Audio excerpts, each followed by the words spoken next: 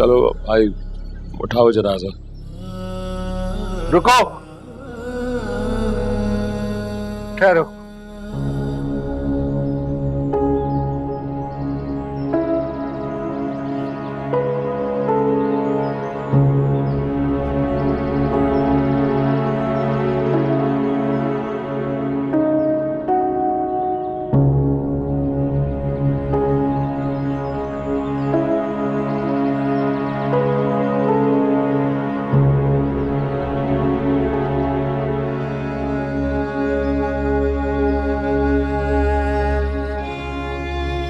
क्यों आए हैं आप?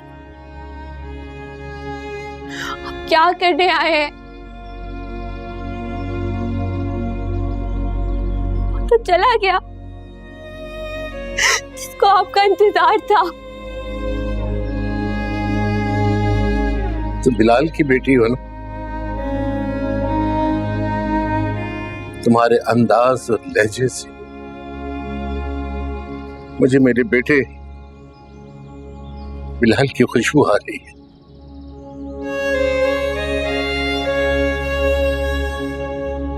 बड़े साहब मैयत उठाने में देर हो रही है, जनाजा उठा लेते। चल। क्यों आए मेरे पापा को कंधा देने के लिए?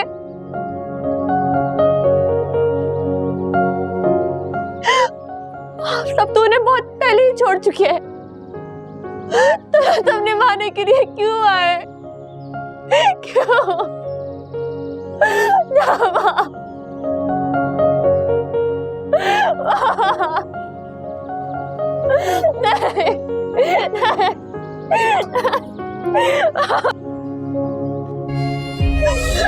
हाँ भैया,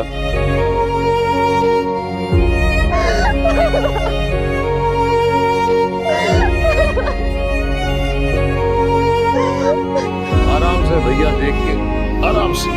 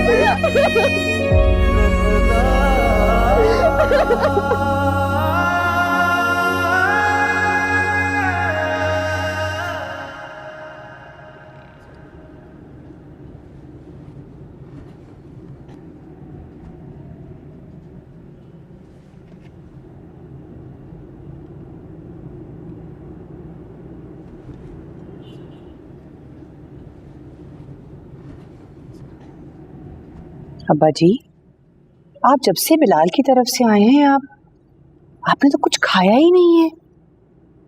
अरे कितनी सुर्ख हो रही हैं आपकी आंखें। मुझे नहीं लगता है कि आपने ठीक से आराम किया है। क्या बात है, कोई परेशानी है? क्या करूं कमर जहां, मुझे सुकून नहीं मिल रहा।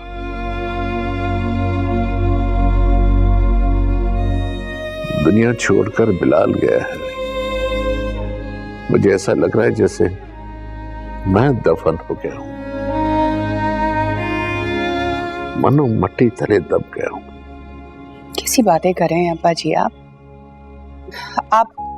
चलें, कमरे में चलें, थोड़ा आराम करें। थोड़ा आराम करके उठेंगे ना तो अच्छा महसूस करेंगे। तुम नहीं समझोगे कमर जहां, कोई नहीं समझ सकता मेरा दर्द। मेरा वो बाजू कटा है जिसके होने का मुझे कभी एहसास नहीं था। अब वो नहीं है तो मैं खुद को मफलूज महसूस कर रहा हूं। शाहजेब कहाँ है? मैंने उससे बात करनी है। अब्बा जी वो तो घर पे नहीं है, कहीं बाहर निकला है। मैंने कहा ना, मैंने उससे बात करनी है। फोन करो उसे, जहां कहीं भी है उसे कहो हवेली आ जाए। जी बेहतर है।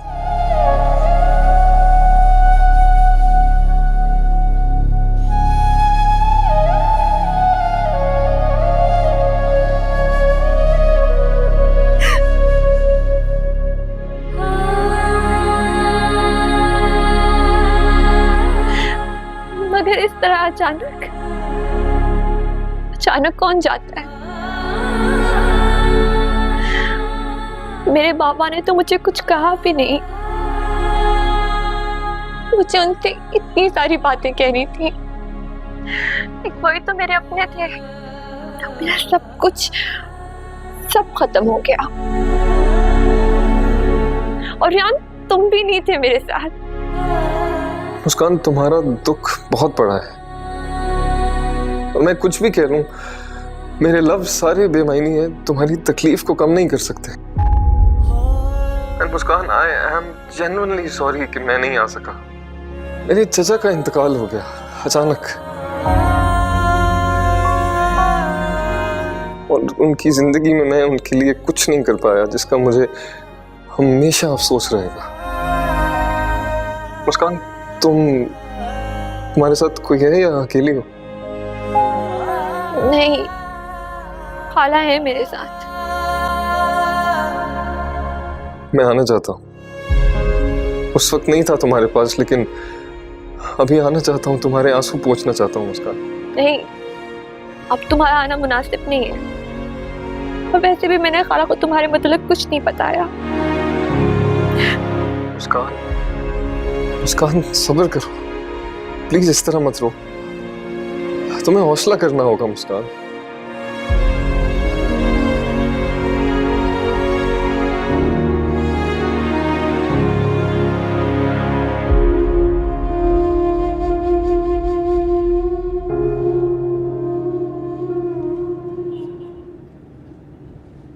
मैंने एक फैसला किया है।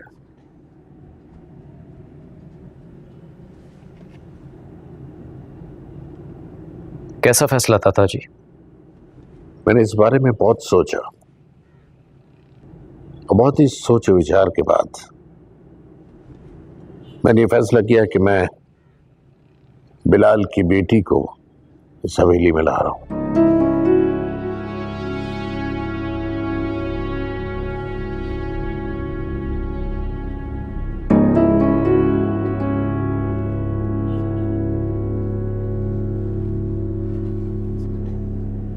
देखिए दादाजी, बिलाल चचा की लड़की यहाँ पर नहीं आ सकती। आप प्लीज हर फैसला जज्बाती होकर ना किया करें। अब्बा जी, शाहज़ेब बिल्कुल ठीक कह रहा है। उस लड़की की परवरिश हमारे माहौल से बिल्कुल मुख्तलिफ हुई है। और फिर आप बिलाल को तो जानते ही हैं। वो तो शुरू से ही बागी था, तो जाहिर सी बात है उसने अपनी बेटी को भी बगावत ही सिखाई होगी। और अब्बा जी, हमारे घर में और बच्चियां भी हैं। आप जरा उनके बारे में तो सोचिए, उन पे क्या असर पड़ेगा। तो तुम लोग चाहते हो कि मैं अपने खून को यूं दरबदर होने के लिए छोड़ दूं? बिलाल की बेटी का अब इस दुनिया में हमारे अलावा कोई नहीं है।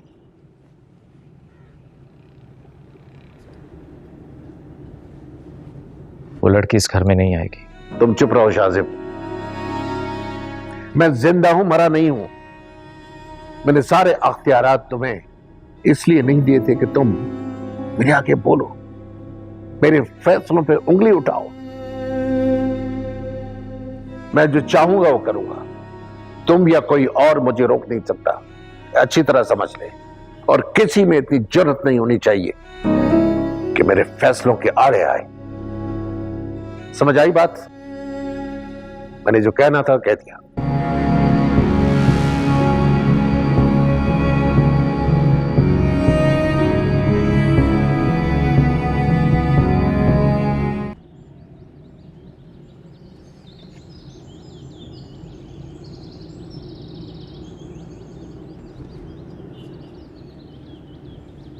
मैं मुस्कान को लेने आया हूं। आज आपको अपनी पोती का ख्याल कैसे आ गया? आपका तो बिलाल और उसकी बच्ची से कोई रिश्ता ही नहीं था। मैं तो समझी थी कि जैसे ये मेरी बहन की मैयत पे नहीं आए, वैसे ही बिलाल के जनाजे पे भी नहीं आएंगे। मैं तुम लोगों से बहस करने नहीं आया यहाँ, और पुरानी बातों को कुरेदने का भी कोई फायदा नहीं। तुम्हारी बहन ने बड़े दुख दिए हमें, मेरा बेटा छीना मुझसे, और तुम्हारी बहन की वजह से ही मेरी बेटी ने अपने खानदान से बगावत की और अपने बाप को छोड़कर चला गया। बस रहने दीजिए, अगर आप उसे कबूल कर लेते तो वो कभी भी आपका घर छोड़कर नहीं जाते, लेकिन आपने तो उन्हें धक्के देकर घर से निकाला। ये तो बिलाल की अच्छाई है जिसने उससे निकाह भी किया और रिश्ता भी निभाया, वरना आपने कोई कसर नहीं छोड़ी थी उन्हें अलहदा करने की। बिलाल मेरा बाजू था, लेकिन जिस्म का कोई भी हिस्सा अगर गल सड़ जाए तो बेहतर है कि उसे काटकर फेंक देना चाहिए, वरना जहर सारे जिस्म में फैल जाता है। अब कुछ भी कहें, मैं मुस्कान को आपके साथ नहीं भेज सकती। मेरी पोती तो मेरे साथ ही जाएगी। देखें बड़े साहब, अब कोई लड़ने झगड़ने का फायदा है नहीं। इतने साल गुजर गए, कोई रिश्ता निभाने का आपको ख्याल तो आया ही नहीं। अब आपको जाके अपना खून याद आने लग गया है। मैं खुद मुस्कान से बात करना चाह रहा हूं, बुलाओ उसे। मेरा बेटा अगर जिंदा होता तो मैं कभी भी मुस्कान को अपने घर ले जाने की बात न करता, मगर मैं अपनी पोती को इस तरह बेआसरा छोड़कर नहीं जा सकता। वो खून है मेरा, गैरत है मेरे खानदान की, मैं उसे इस तरह लावारिस कभी नहीं छोड़ूंगा।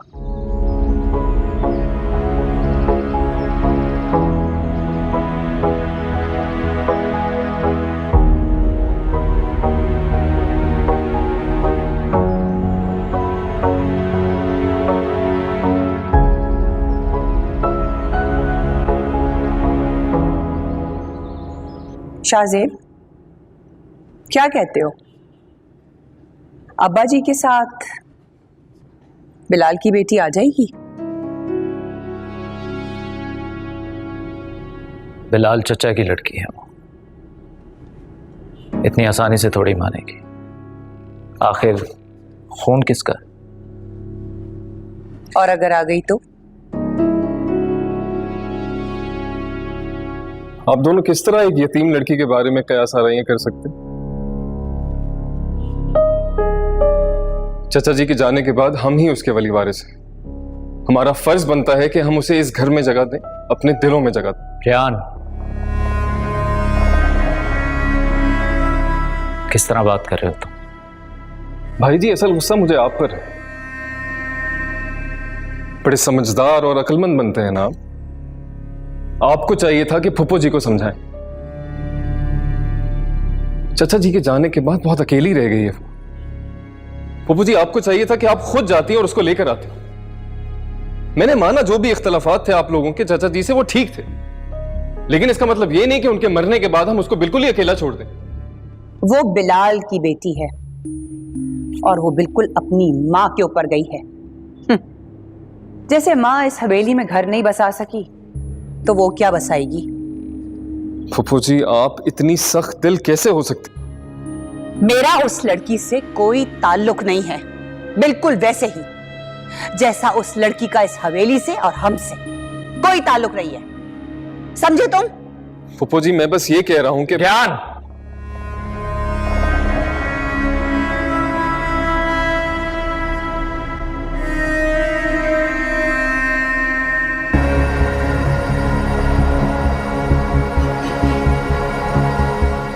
क्या ये बहस करने का फायदा है? जो वक्त गुजर गया वो गुजर गया।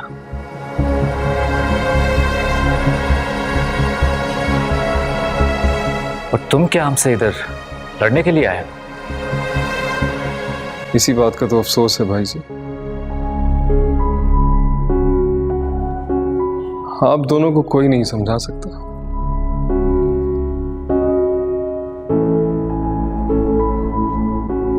भाई जी,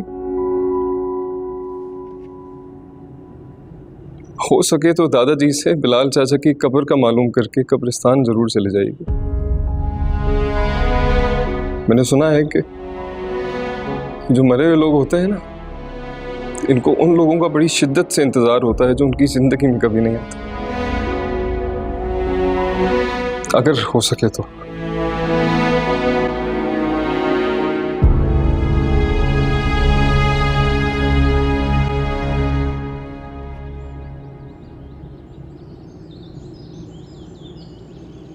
आप अभी तक यही हैं? मैंने आपसे कह दिया ना कि मुस्कान आपके साथ नहीं जाएगी। खामखा अपना वक्त ज़ाया कर रहे हैं। मैं तुमसे नहीं, मुस्कान से बात करना चाह रहा हूं। उसे बुलाओ। मैं आपके साथ नहीं जाऊंगी। लड़की, बिला वजह जिद कर रही हो तुम मेरे खानदान का हिस्सा हो, मेरा खून हो, इसलिए मेरे साथ चलोगी, मेरे साथ रहोगी।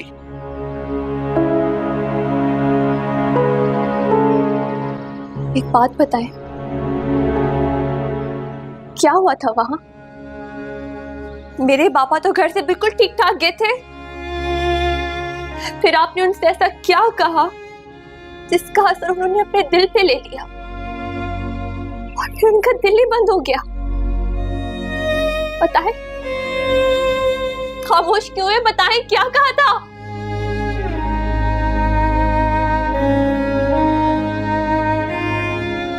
मैं आपके साथ कभी नहीं जाऊंगी।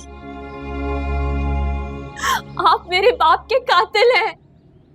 लड़की, तुम अपने बाप की तरह जिद्दी, कम अक्ल और जज्बाती हो, इसलिए मैं कह रहा हूं कि तुम मेरे साथ जाओगी और मेरे पास रहोगी, मेरी हवेली में। मैं तुम्हें यहां गैरों में नहीं छोड़ सकता। आप अपने बेटे से मोहब्बत करते थे या नहीं मैं नहीं जानती, लेकिन मैं अपने बाबा से बहुत मोहब्बत करती हूँ। आपकी इज्जत कर रही हूँ क्योंकि ये उनकी तरबियत है। बेहतर होगा आप चले जाएं।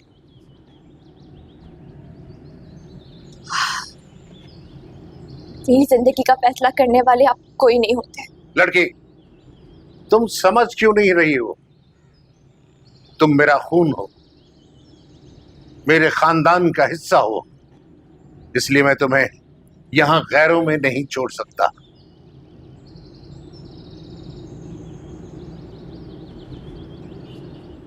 मेरे गैर नहीं, मेरे अपने। मेरी खाला ने कभी मुझे माँ की कमी महसूस नहीं होने दी, और गैर तो आपके लिए मेरी माँ भी थी। मैं यहां तुम्हारे साथ बहस करने नहीं आया, तुम्हें मेरे साथ चलना होगा। मैं आपके साथ कहीं नहीं जाऊंगी, वो मेरा आखिरी फैसला है। सुनो,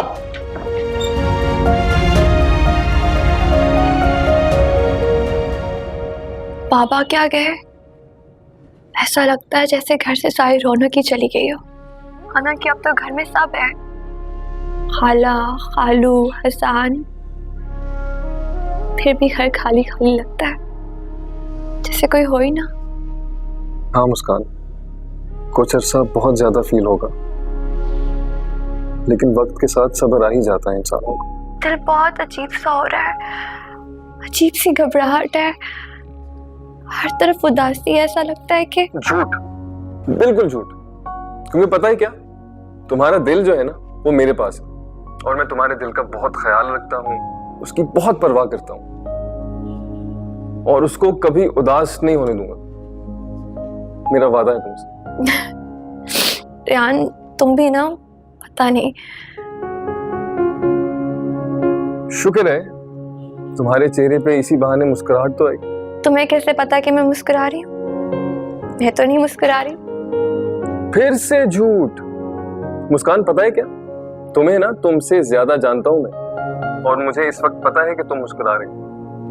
बताओ, मुस्कुरा रही हो? रायहान साहब, आपको बड़े साहब ने बुलाया है।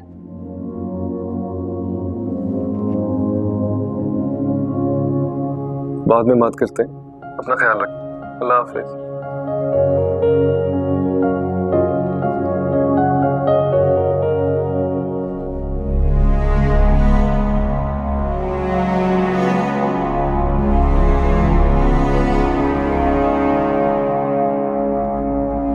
दादा जी, आपने बुलाया मुझे?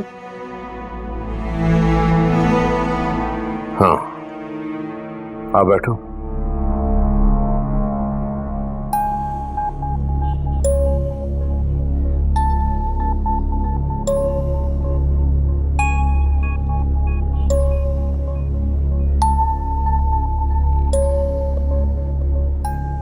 मुझे तुमसे एक बहुत जरूरी बात करनी है।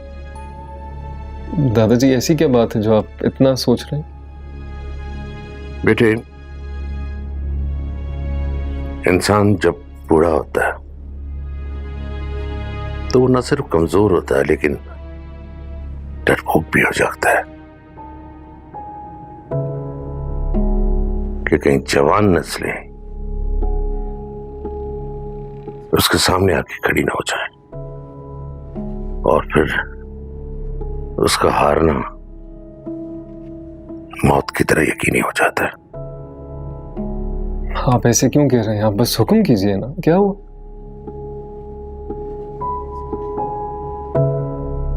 तुम जानते हो कि मैं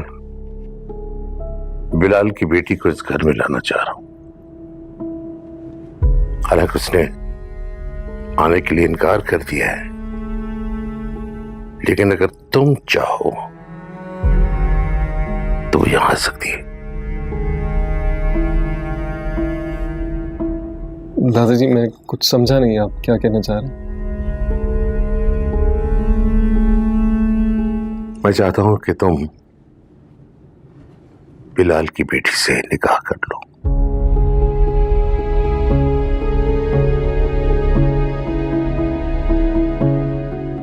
बेटे, मैं उसे एक मजबूत सहारा देना चाह रहा हूं और निकाह में बड़ी ताकत होती है।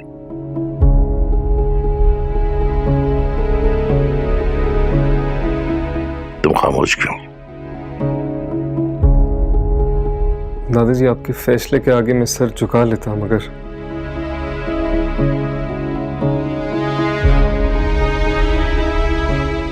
आपको नहीं लगता कि ये उस लड़की के साथ जाते होगी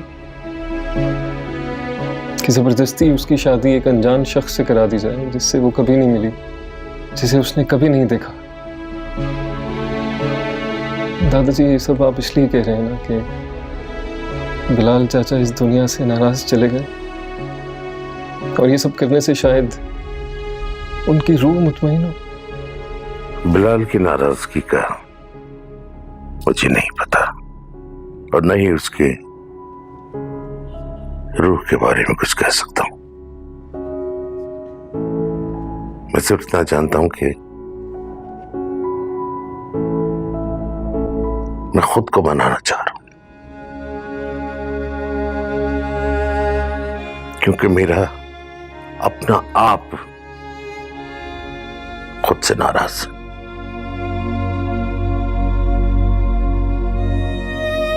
दादाजी, फिर नाराजगी तो शायद ऐसी खत्म हो कि आप उसको उसका हक दे दें। बिलाल चाचा भी यही चाहते थे और इसीलिए आए थे आखिरी बार हवेली पर।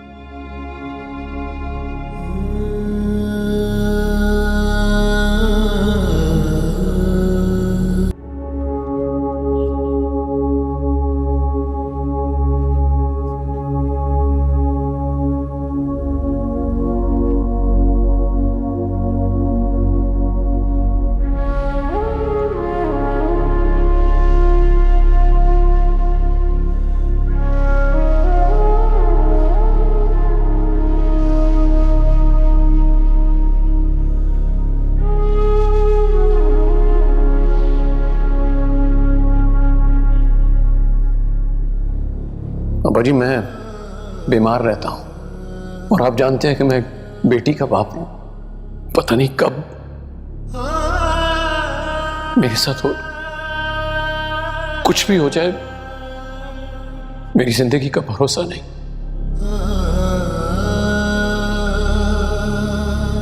भगोड़ों को इज्जत नहीं, सजा मिलनी चाहिए। तो तुम्हें तमीज नहीं है कि बड़ों से किस तरह बात की जाती है? मैं तुम्हारा चचा हूं, अदब से बात करो मुझसे।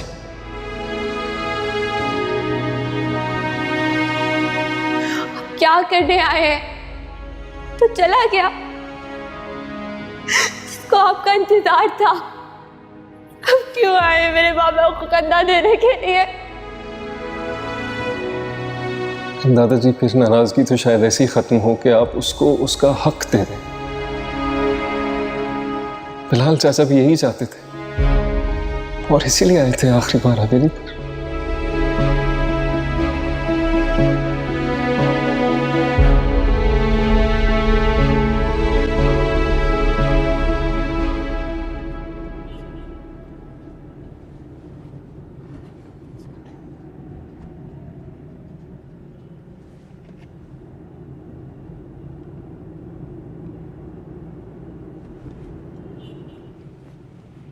मैं चाहता हूं कि आप मेरा हिस्सा मुझे दे दे।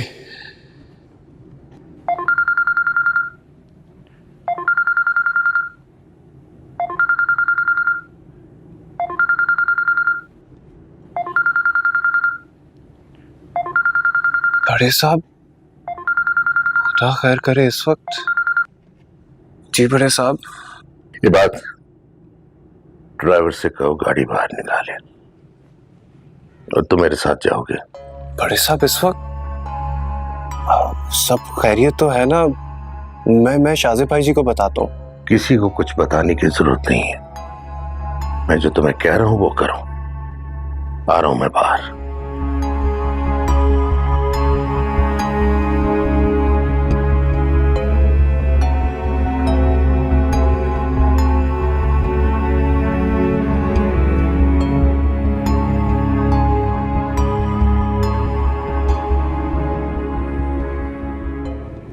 मैं आपसे कह चुकी हूँ ना कि मैं आपके साथ नहीं जाऊंगी, तो फिर इतनी रात को हमें परेशान करने क्यों आ गए आप?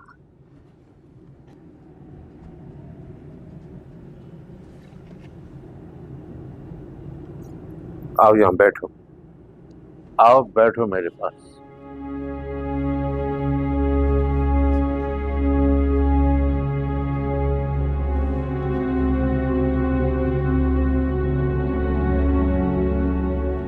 मैं तुम्हें लेने नहीं आया।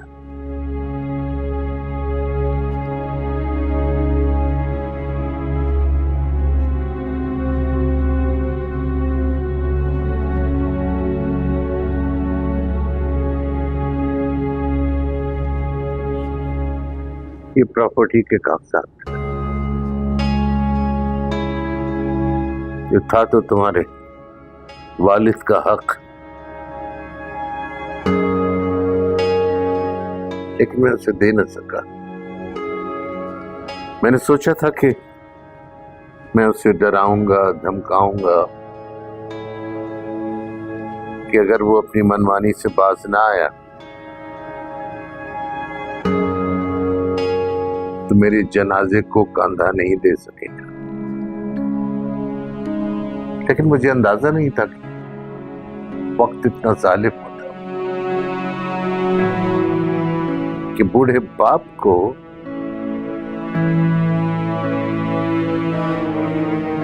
अपने जवान बेटे की मैयत उठानी पड़ती।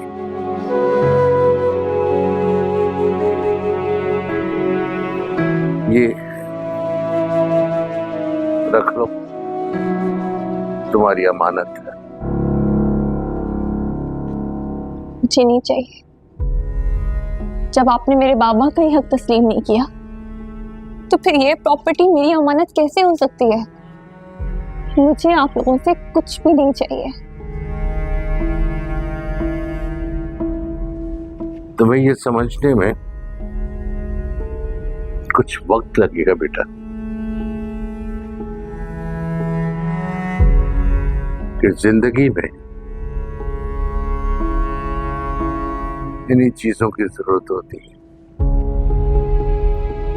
आप लोगों को होती होगी, मेरे और मेरे बाबा के लिए चीजें कभी अहम नहीं थी। अगर मेरे बाबा के लिए चीजें अहम होती ना, तो वो कभी भी आपकी दौलत और आपके घर को ना छोड़ते। बेटा क्या कर रही है तुम? है ऐसा नहीं करते। जब बड़े इतने प्यार से कोई चीज दे रहे हो ना, तो रख लेते हैं। अब तुम अगर इस तरह नहीं करोगी, तुम्हारे अब्बा की रूह को तकलीफ मिलेगी। बड़े साहब लाइए, मुझे दीजिए, मैं देता हूं। कैसे नहीं रखेगी? आप इतने प्यार से दे रहे हैं, आपका मान तो रखना चाहिए ना इसे। तो बेटा देखो, बात सुनो, एक बात मेरी याद रखना, जब बड़े कुछ चीज प्यार से देते हैं तो वो रख लेते हैं, और अगर नहीं रखोगी तो क्या होगा? अब बदतमीजी कहते हैं इसे। अब मेरा बच्चा बदतमीज तो नहीं है ना? कुछ भी कह लो, है तो तुम्हारे अपने सगे दादा जान। शाबाश, रख लो।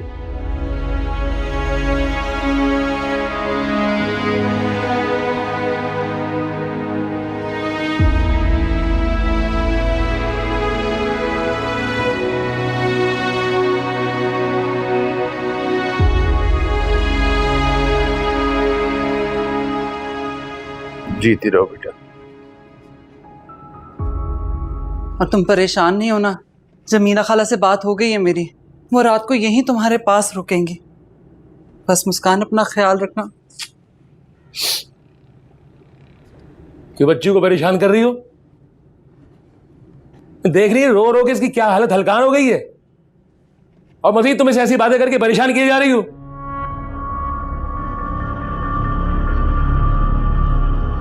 बेटा तुम्हें परेशान होने की कोई जरूरत नहीं है, हैं? हम सब तुम्हारे साथ हैं? और तुम्हारी खाला भी कहीं नहीं जा रही। हाँ, सच कह रहे खालू? अरे बिल्कुल सच कह रहा हूं मैं। परेशान होने की कोई जरूरत नहीं तुम्हें। तुम सिर्फ दिल लगा के पढ़ो अपना, हैं? जाओ, शाबाश, जाओ। लेकिन आप तो कह रहे थे कि हम सब। जो कहा था ना, भूल जाओ उसे, और जो कह रहा हूं वो करो। चाय लेके आ मेरे लिए, और चीनी ठीक से डालना। जाना, चाय लेके आ।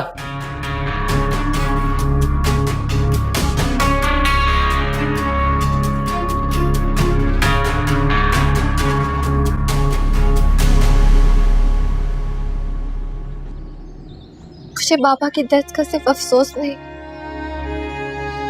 बल्कि पछतावा भी है। पछतावा क्यों? जयान डॉक्टर्स कह रहे थे कि उन्हें कोई गहरा सदमा पहुंचा है, जिसे वो सह नहीं सके। काश मैं उन्हें उनके घर जाने ही ना देती। वहां जरूर कुछ ऐसा हुआ है जो उस घर से हमारे घर का फैसला तय करना भी उनके लिए मुमकिन ना हो सका। तुम्हें लगता है कि तुम्हारे अब्बू की डेथ उनके घर वालों की वजह से हुई? पता नहीं। तो फिर उनसे इतनी बदगुमान क्यों? तुम मेरे ददियार वालों को नहीं जानते हो। ये कभी भी मेरे बाबा से नहीं बनी। वो तो मेरे बाबा की शक्ल तक देखना पसंद नहीं करते थे। मेरे बाबा की मोहब्बत थी जो कभी कभी उनसे मिलने चले जाते थे, और उसी मोहब्बत ने उनकी जान ले ली।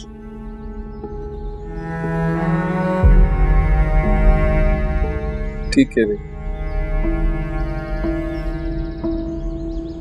कुछ लोग मोहब्बत और मुरव्वत में ही मारे जाते हैं।